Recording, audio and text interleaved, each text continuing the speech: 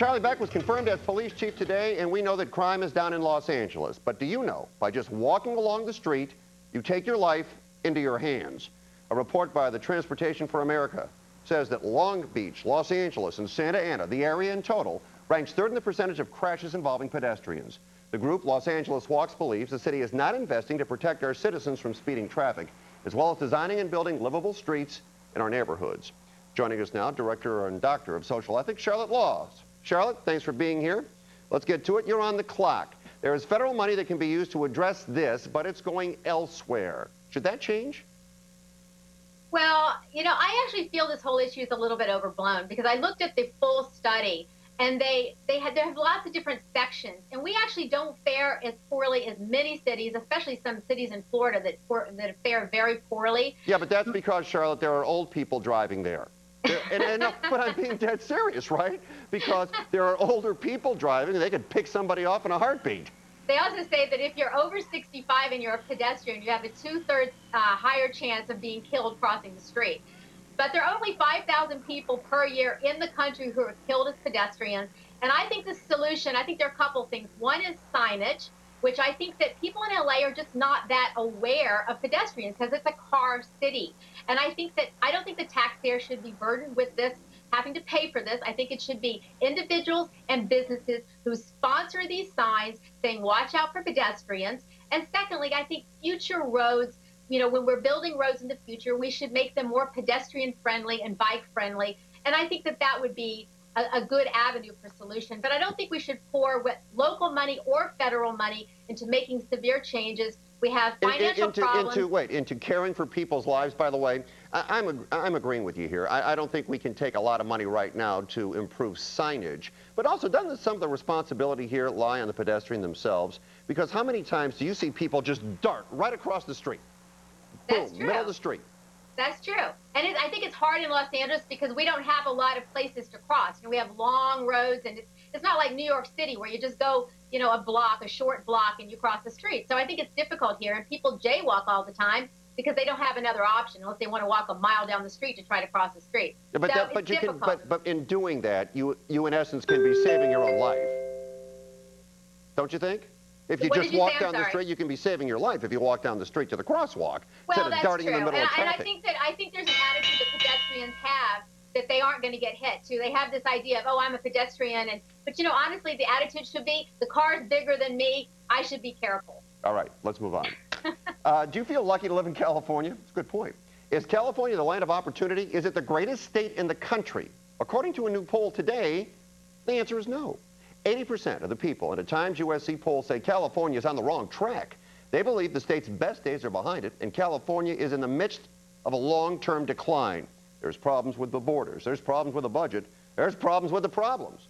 The poll also indicated there's little confidence the next governor will be able to correct anything. Not encouraging. Charlotte, where should he or she start, and what should the agenda be? Well, I think that people feel not only angry, but I think they feel helpless and dejected, mainly because of this physical irresponsibility. And I think that's the place to start. I think we need to cut programs. We need to have fewer government employees. We need to stop giving the union so much control in the state. All right, let me jump in here for two things. First of all, stop giving the union so much control in the state. Good point. But you say cut programs. Now, what type of programs are you talking about? Well, I just think that we have so many social programs that just get expanded and expanded and expanded. We have family members, for example, who take care of other individuals who are sick at home, and they get paid by the hour for these programs. And there's tons of fraud and abuse in these programs. And I think family members should want to take care of their relatives without having to be paid by the taxpayer. So I just think that that's an example of something that maybe should be greatly diminished in the number of people who get those benefits. And I know there's a lot of fraud and abuse in that particular area. And I think that when legislators are making laws, there are always loopholes. I think you can't get away from the loopholes. And what we have in this state is we have legislators who are so used, they're like thieves in the night. They go around and, you know, pass the alarm and steal the goods, and all of a sudden the taxpayer's paying more money than they expected to pay in the first place. You know, example is DWP money going into the general fund or out of DWP. I mean, that's not something that should be happening. And I think that there are a lot of things like that that go on in this state. And those are the kind of loopholes that need to try to be closed in some way. You know, we've got about 15 seconds here in this topic before we get the warning. There's such a loss of confidence in the way the state is operated. Shouldn't the voters step up here and really try to change, or is it virtually impossible because of the way Sacramento is run? We've got about 10 seconds. Go ahead. Well, I think clean money would, if we had clean money elections, I think that would clear up just about everything. And it's successful in Arizona. It's successful in many cities around the country. And I think that that would be something that would greatly help. And I wrote an article on this about 3 months ago, and a stranger emailed me today with an interesting idea with clean money. Rather than just having the government provide the funds, he said each registered voter should have a certain amount of money they're allotted that they could give to one or more candidates. And that would also get people more interested in the democratic process and in voting.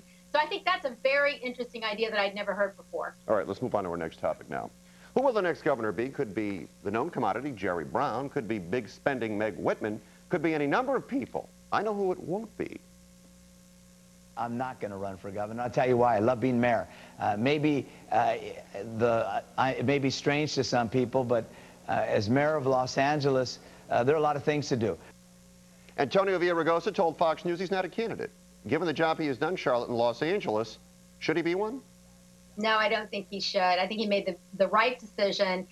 There is an overwhelming impression that Mayor Villaraigosa lacks substance. My husband calls him the smile on sticks, and the various activists and blogs in Los Angeles call him the photo op mayor. And I remember when Hillary Clinton was running for president, he was chasing her around the country and sticking his face in every single photo, which I thought was really embarrassing as an LA person, that our mayor was out running around the country with a potential candidate for president rather than here doing the business of the city. All right, let me ask you this, though. Let me jump in here because, you know, you mentioned a smile on sticks and the photo op mayor. But as the mayor, should he not be everywhere at all times? Isn't that part of his job? Well, you can't be everywhere at all times, obviously, but I think that he needs to be looking out for the city. I think it's a shame that politicians are always thinking about their next political move, their next career, their next step up the ladder, rather than doing the job that they've been voted into position for, you know? And that's something our neighborhood council, for example, is looking at, is something where politicians should not be able to run for another office until they have completely finish their term. So in other words, you'd have to be totally out before you could run again. I know that would never pass, but our council is actually looking at making that kind of recommendation. All right, let's move on now, if we can, to our final topic.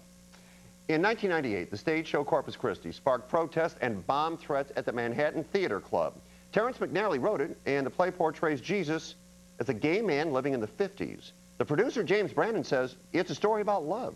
He says if you see the play, you'll see how respectfully the playwright deals with this issue. It'll be performed Saturday in Orange County at the Church of the Foothills.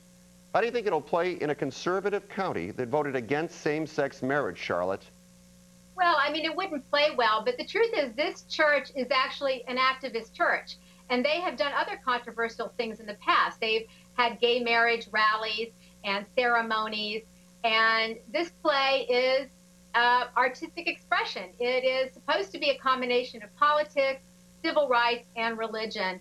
And some people are going to be drawn to that, and other people are going to either protest or not want to be a part of this church. And I think that's perfectly fine. I think it's good to have lots of choices out there for all the different kinds of people, and for them to join an institution that they feel drawn to. No question about that. You're 100% right there, but I got to tell you, in conservative Orange County, something tells me, and I don't think people are going to be protesting, but something tells me this just doesn't play very well there. You're probably right. I think it's probably less controversial than the Mel Gibson movie in 2004, The Passion of the Christ. I think that, you know, obviously it's going to be less graphic, and it's going to be, because it's not a movie.